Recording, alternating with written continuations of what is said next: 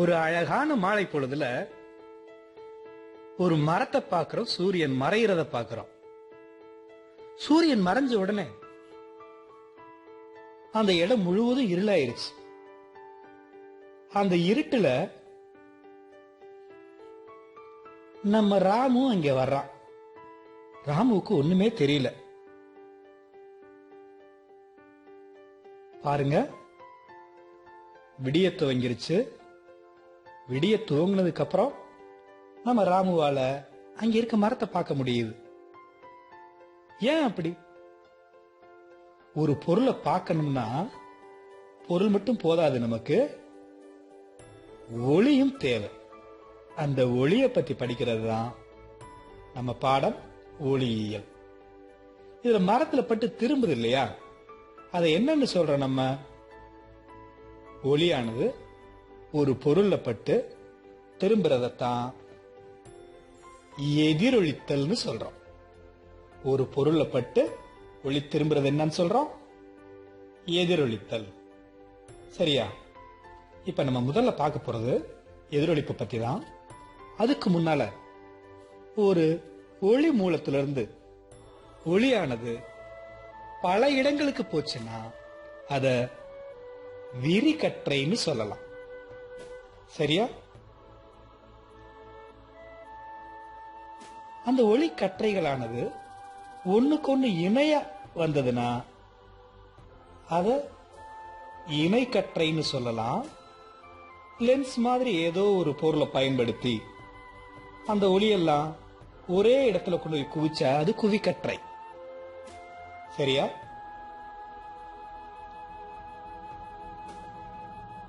ஒரு பொருளை பட்டு ஒளி திரும்புறத எதிரொலித்தல் சொன்னோம். அந்த எதிரொலித்தலுக்கான விதி என்ன பார்க்கலாமா? அங்க ஒரு பளபளப்பான கண்ணாடி இருக்கு. அதுல லேசர் ஒளி மூலத்திலிருந்து கிளம்பக்கூடிய ஒளி கதிரானது பட்டு திரும்பி செல்லுது. இதுல படுறத படுகதிர்னு சொல்றோம், திரும்பி செல்றத எதிரொலிப்பு கதிர்னு சொல்றோம்.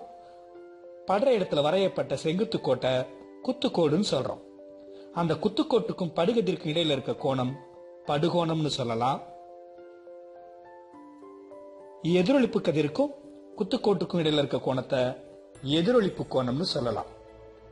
எப்பவுமே பாத்தீங்கன்னா அந்த படுகோணமும் எதிரொலிப்பு கோணமும் ஒண்ணுக்கு ஒண்ணு சமமா தான் இருக்கும்.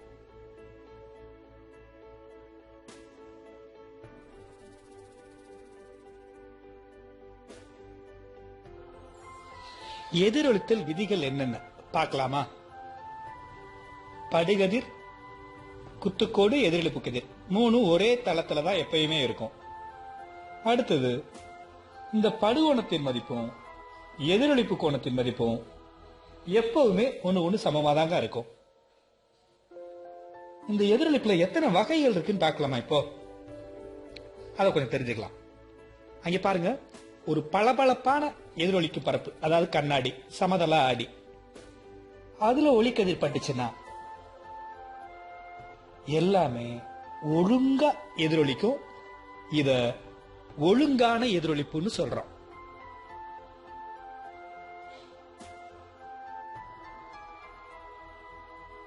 இப்போ நம்ம முதல்ல பார்த்த மாதிரி மரம் மாதிரி பொருளை பார்க்கறோம்னா கூட அதுல படக்கூடிய கதிர்கள் பட்டு எதிரொலிக்கு போய் தான் அதை நம்ம பார்க்கிறோம். இதெல்லாம் பளபளப்பா இருக்காது. அப்ப எதிரொலிப்பும் ஒழுங்கா இருக்காது. இத ஒழுங்கற்ற எதிரொலிப்புன்னு சொல்லலாம். நம்ம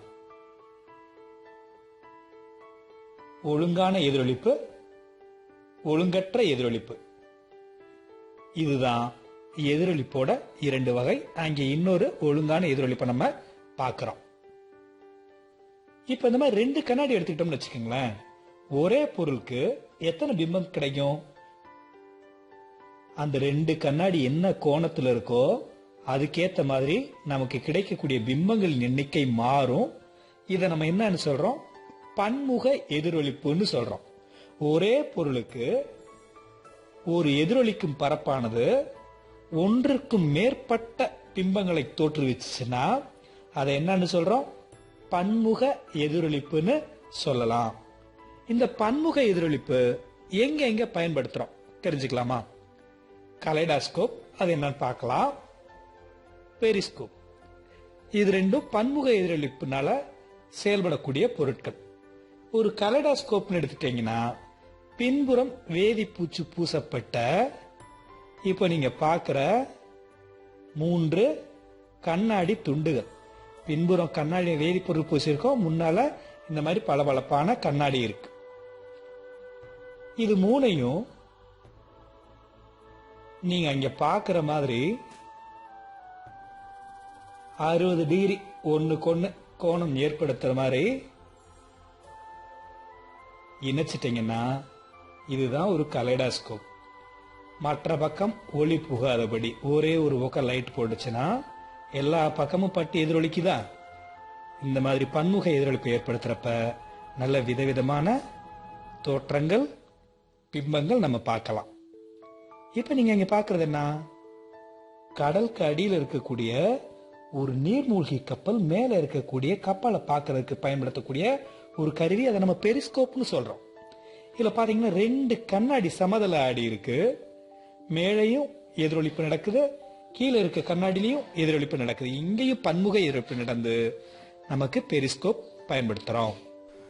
இந்த பாடத்துல இதுவரையே நம்ம ஒளினா என்ன, ஒளியோட பயன்கள் என்ன, எதிரொலித்தல்னா என்ன, எதிரொலித்தலின் விதிகள் என்னென்ன, அப்புறம் எதிரொலிப்பின் வகைகள், ஒழுங்கான எதிரொலிப்பு, ஒழுங்கற்ற எதிரொலிப்பு, அப்புறம் பன்முக எதிரொலிப்புனா என்ன, இதெல்லாம் தெரிஞ்சுக்கிட்டோம்.